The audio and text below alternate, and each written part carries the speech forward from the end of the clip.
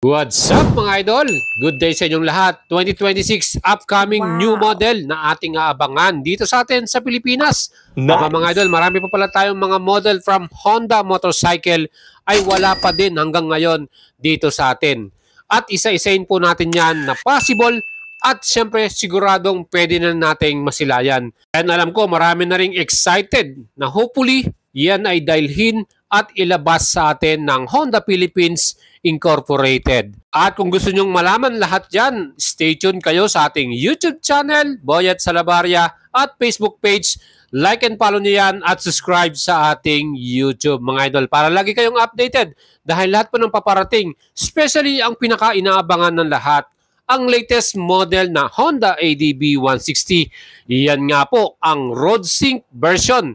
Ito yung pinaka-latest at marami nga po nag-aabang dito at nagme-message sa atin, nag-PPM, kailan kaya ito ilalabas ng Honda Philippines Incorporated?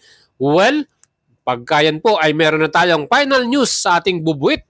Yan po ay i-update natin kagad sa inyo. Kaya dapat po nakasubscribe kayo at nakafollow sa ating page. At sigurado rin naabangan yung lahat ang latest model update ng Honda Winner. Yan nga po ang Winner R, ano?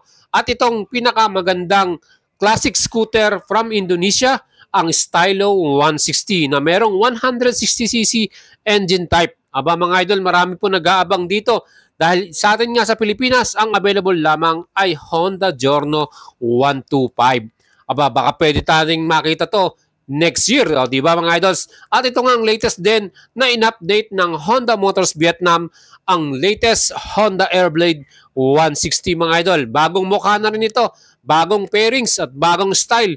Ano po bang masasabi nyo dyan? Kaya mga idol, kung kayo po mahilig sa motor at rider enthusiast ka, sakto po ang ating channel para sa inyo. Again, kung gusto naman po ng update sa ating presyo ng mga Honda motorcycle, meron tayong latest vlog para dito. At kung kayo may balak naman bumili ng motorsiklo, sakto rin dahil tutulungan natin kayo, subukan nyo po ang ating alagang Boyet. Ayan mga idol, full package na po ang binibigay natin sa inyo. Update ng mga paparating na motor, update ng mga presyo, at syempre ang tulong natin sa inyo kung kayo na may maglalabas ng bagong motor. Ayan po ang ating advocacy na makatulong sa ating mga followers at subscriber. Hindi po tayo naniningil. Yan po ay free of charge. Kaya mga idols, mag-PM na kayo sa ating Facebook page, Boyet Salabarria, kung ikaw ay nagpa-plan na bumili ng bagong motorsiklo, cash man yan or installment. Aba mga idol, sa lahat po ng mga modelo na nakita natin year 2025, at hindi rin tayo binigo ng Honda Philippines Incorporated dahil nilabas na nga this year 2025 ang bagong Honda ADB 350 na may presyo na 306,000. Malay nyo mga idols, Honda Forza 350 naman ang next na ilabas sa atin. O di ba pwedeng possible yan? At kung mangyayari yan, aba i-update kagad natin kayo. Sa mga big bikes din mga idol, this year 2025, ay nirelease din sa Pilipinas ang bagong Transalp 750, XADB 750, Rebel 1100 DCT 2025 model at Rebel 500 2025 din yan mga idol. At syempre pa, ang pinaka-astig, Honda CB 1000 Hornet at yung Fireblade Triple R na bagong model din. Yan po yung mga in-update this year 2025 at syempre yung kanilang pinaka-the best na touring model, yan po ang Goldwing 2025 model. Kaya mga idol, marami pong posibilidad na itong mga iba pang scooter ay makikita rin natin at masilayan dito sa Pilipinas. Gaya nga nitong Honda Road Sync na bagong PCX 160 na ngayon po ay available na rin sa atin. And this year 2026, ang mga bagong Honda motorcycle lineup na pinakita sa atin ng Honda Global. Aba mga idol, marami pong exciting new model na possible din na masilayan natin. Gaya nga po nitong bagong classic retro bike na Honda CB 1000F. Aba mga idol, napaka-forma niyan. At ang latest din na mga 500cc model na meron na ring e-clutch system. Gaya nitong CB500 Hornet, meron na rin ang NX500 at ang latest CVR 500R with e-clutch. O diba, mas astig, mas madaling i-ride at syempre mas modern. Kaya mga idol, ano pa bang hinihintay ninyo? Abangan natin yan. Maybe sa Makina Moto Show 2026 ay maksilayan natin lahat yan. Plus ang ating latest din na Transalp 750 ay equipped na rin ng bagong E-Clutch. Sabi talaga mga idols, ang astig, ang hirap na po talagang bumili ngayon ng bagong motor, mapa small displacement or big bike man yan. Kaya mga idol, ito pa ang ating latest din na model from Honda ngayong 2026, ang bagong Honda CB 1000 GT version. Yan po yung touring bike nila na adventure. O di ba? Ang astig niyan. So parehong makina yan ng CB1000 Hornet mga idol. Kaya talagang very exciting itong paparating na 2026 dahil marami tayong aabangan na bagong model. At isa sa pinaka-excited ako na makita sa atin sa Pilipinas, sana po ito ilabas kagad ng Honda Philippines. Itong bagong Honda ADB Road Sync version. Ano nga bang meron dito? Siyempre yung latest nilang 5-inch TFT display na pareho din sa mga big bikes na merong road sync or phone connection. At mas premium yung color version natin ngayon. Color brown na mga idols. Same pa rin yung mga specs ito. 157cc engine. At yan po ay program fuel injected. CVT with traction control or Honda Selectable Torque Control. At equip pa rin ito ng single channel ABS. Aba mga idol, bago na rin yung kanyang pairings, no? Mas pinastig pa. Meron din tong USB Type-C new charger.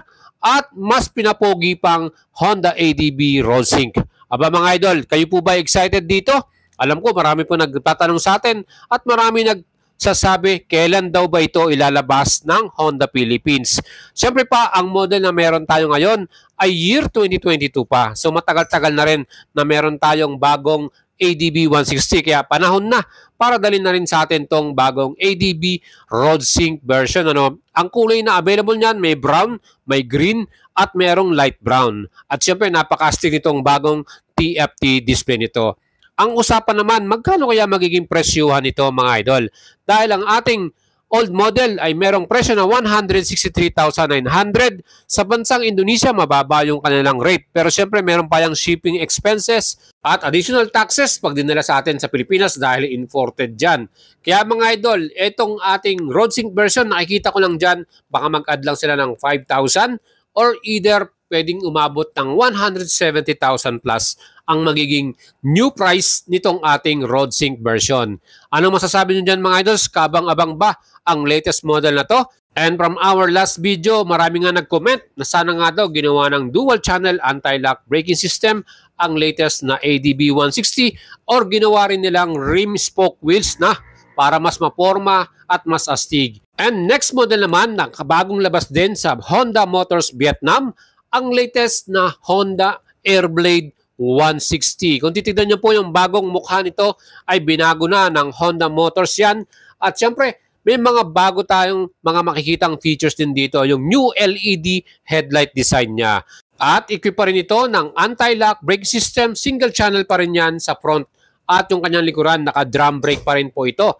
At ang kanya namang display or pinaka-panel, yan po ay naka-fully digital. Same pa din yan. Sa engine type naman, same pa rin na 157cc at meron din tong CVT transmission. Mga idols, anong masasabi nyo dyan sa ating bagong Airblade? Kabang-abang ba itong latest model na to? Let me know mga idols, mag-leave kayo ng comment sa ating video. At ito nga, ang pinaka-inaabangan din sa Pilipinas, ang latest na Honda Winner. Yan po ang latest model, Honda Winner R. Ito, kalalabas lang din sa bansang Vietnam, mga idol, ano? And marami rin nagkagusto sa bagong design, especially yung kanyang headlight, kamukha ng CBR Fireblade, ano? So, mas magiging racetrack o race ready na ang kanyang itsura. Mga idols, bago din yung kanyang side pairings, nakita nyo, at yung kanyang pinaka-decals at ang kanyang badge or logo. Ang astig din talaga nitong pinaka-front headlight nga, no? At integrated na rin yung kanyang pinaka-signal light dyan. Mga idols, anong masasabi nyo rito sa ating bagong Honda Winner R? Yan din po ay merong single channel ABS, keyless system, digital display, at mas paporma rin yung kanyang likuran. Ano? Again, ang inaabangan din ng lahat sa atin sa Pilipinas, ito pong maxi style scooter nila. Kung meron na tayong ADB 350, aba mas astig din tong Forza 350 na to. Napaka-elegante, very premium, adjustable windscreen, naka-keyless din to, smart key, at hindi lang yan, full color TFT display rin to, 5-inch with Honda Road Sync. Di ba mga idol, talagang high-tech na rin ang Honda Forza 2026 model. And syempre sa Honda Philippines Incorporated, aba, it's time para dalhin naman nyo sa Pilipinas ang bagong model na to. Dahil nakita naman po ninyo, ang ADB 350 ay hype pa rin at trending sa Pilipinas. Meaning, marami pa rin pong bumibili. So, hindi ibig sabihin na 350cc to ay hindi magiging mabenta. Tingin ko, magiging hype din at trending to once na nilabas yan next year ng Honda Philippines. Kaya sana ito po ay kanilang dalhin din sa atin sa Pilipinas. Very interesting yan. At mga idol, marami rin po talaga sa atin nag-PPM at nagme-message regarding po sa ABS version ng Honda Click 160 mga idol. Alam nyo ba, itong model na to ay merong disc brake sa front at disc brake sa rear na meron ng single channel ABS sa front. Pagdating sa safety, mas solid itong model na to. Kaya marami pong humihiling sa atin na kailan kaya or may update ba dito sa bagong Honda Click 160 na to. Siyempre pa, perfect to sa mga idol natin na kailangan ng pang-service. Meron siyang gulay board para mas convenient at comfortable sa isang rider. Sana nga, year 2026, ilabas na rin ng Honda Philippines ang latest na Honda Click 160 with ABS or anti-lock braking system. Super solid yan pag dinala ni Honda Philippines yan mga idol. At ito pa, dahil nga hype at trending ang Honda Giorno 125, until now, napaka-konti pa rin ng mga units na yan at mahirap pa rin makabili. At ito nga ang hiling sa atin ng mga followers at subscriber natin. Sana dalhin rin ng Honda Philippines ang latest na Honda Stylo 160. Dahil, siyempre, kung wala tayong Giorno 125, edi doon tayo sa Stylo 160, di ba mga idol? Ito, maporma din, premium, at mas modern. Plus, mas malakas na makina, 160cc. Ang latest color nila na itong matte gray, aba, napakaganda. Premium at matte color, Plus, napakastig din ng kanyang upuan with leather seat cover. Aba mga idol, pag dinala to sa atin sa Pilipinas, sigurado ako maraming bibili yan. And yan po ang ating latest feature para sa inyo. 2026 new motorcycle na abangan natin dito sa Pilipinas at pinakasikat. Siyempre pa mga idol, stay tuned sa ating YouTube channel para sa update nito at bibigyan natin kayo once na meron tayong final news. Kaya mga idol, subscribe kayo sa ating YouTube channel at i-follow nyo ako sa ating Facebook page. Nice. At kung balak nyo bumili ng bagong Honda motorcycle, let me know, tutulungan natin kayo at subukan nyo ang alagang boyet natin. Kasman yan or installment, legit at maaasahan nyo mga idol. Yan po ay free of service, advocacy natin yan para sa inyo. Ciao!